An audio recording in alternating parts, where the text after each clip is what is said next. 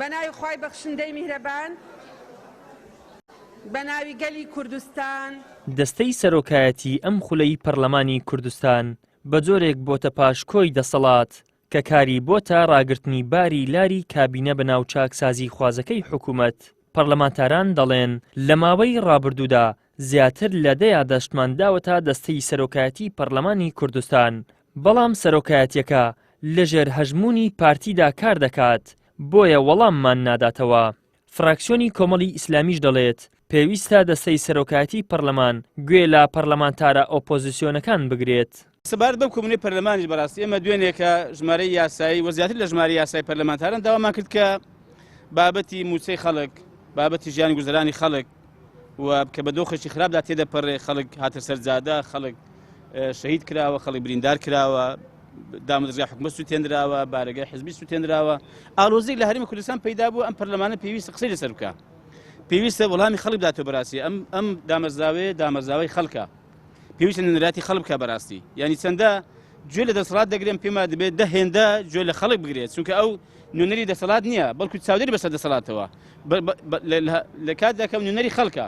بۆ ئێمە پێمان وابوو کە دەبوو بەڕاستی ئەم بابەتە بخرا بە بەرنامەی کار، وە ئێمە ئێستا زەخت دەکەینەوە کە پەرلەمانی کوردستان چەندە گوێ لە حکومەت دەگرێت، چەندە گوێ لە لایەنەکانی دەسەڵات دەگرێت. پێویستە ئەگەر دەبێت نوێنەراتی خەڵک بکە و خەڵک دەستخۆشی لێ بکە بە نوێنەری گەل بزانرێ، دوو هێندە گوێ لە لایەنەکانی ئۆپۆزیسیۆن بگرێ کە زیاتر تعبیر لە ئێشوژان و معاناتی خەڵک دەکەنەوە بە پێی ئەوەی کە ئۆپۆزیسیۆن بەڕاستی و خەڵک ڕویان تێدەکا.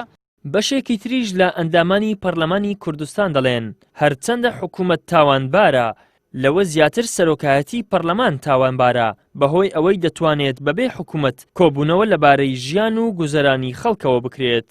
خەتاکە چەندێکی حکوومەتە وەک سەرۆکی پەرلەمان ئاماژەی پێدا حکوومەت نایە، بەڵام خەتاکە چەندێکی حکوومەتە ئەوەندەی دەستەی سەرۆکایەتی پەرلەمانە، چونکە بە پێی مادەی 8 سەرۆکی پەرلەمان خۆی ئەتوانێ کۆبوونەوەی نائاسایی ئەنجام بدا بەبێ ئامادەبوونی حکوومەت، و لە مادەی 74 بەبێ ئامادەبوونی ئەنجومەنی وەزیران ئێمە توانین پرۆسەی لێسەرنەوەی متمانە و پرساندن ئەنجام دەین، کەواتە هەر حکوومەت تاوانبار نییە، بەڵکۆی کە تاوانبارە دەستەی سەرۆکایەتی پەرلەمانەکە خواستەکانی دەسەڵاتی جێبەجێکردن و حکوومەت جێبەجێکا فەرمو ئادەی لەم خولەی پەرلەمانە یەک پرسی نیشتیمانی پێ بڵێ یەکلایی بوو بێتەوانێ، یەک پرسی گەورە پەرلەمان ئەوە تا خۆی بەشتی لاوەتیەوە سەرقاڵەکە. بۆیە ئەوەی کە هەیبەتی پەرلەمانی شکاندووە دەستەی سەرۆکایەتی پەرلەمانن ئەنجا حکوومەت و دەسەڵاتی جێبەجێکردن. ئەمە بۆ دێمین جارە یادداشتە دەینە سەرۆکایەتی پەرلەمان بۆ ئەوەی دانیشتن لەسەر ئەو بابەتانە بکرێت کە پەیوەندی بە موچە و ژیان و ئازادی خەڵکەوە هەیە.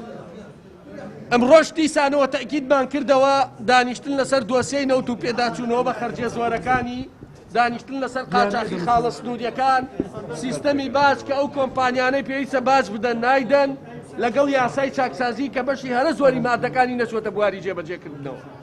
بەداخەوە زۆر بەڕوونی سەرۆکی پەرلەمان وتی حکوومەت نایە بۆ پەرلەمان لەسەر ئەم بابەتانە قسە بکات. وتی سەرۆکی حکوومەت یا حکوومەت سێ جاری ڕێک بەڕەسمی بە حکوومەتمان وتووە دانیشتن لەسەر قاچاقچێتی خاڵە سنووریەکان بکرێت، ئامادە نیەن بێنە پەرلەمان بۆ ئەوەی دانیشتنی پەرلەمان لەسەر قاچاقچێتی خاڵە سنووریەکان بکرێت.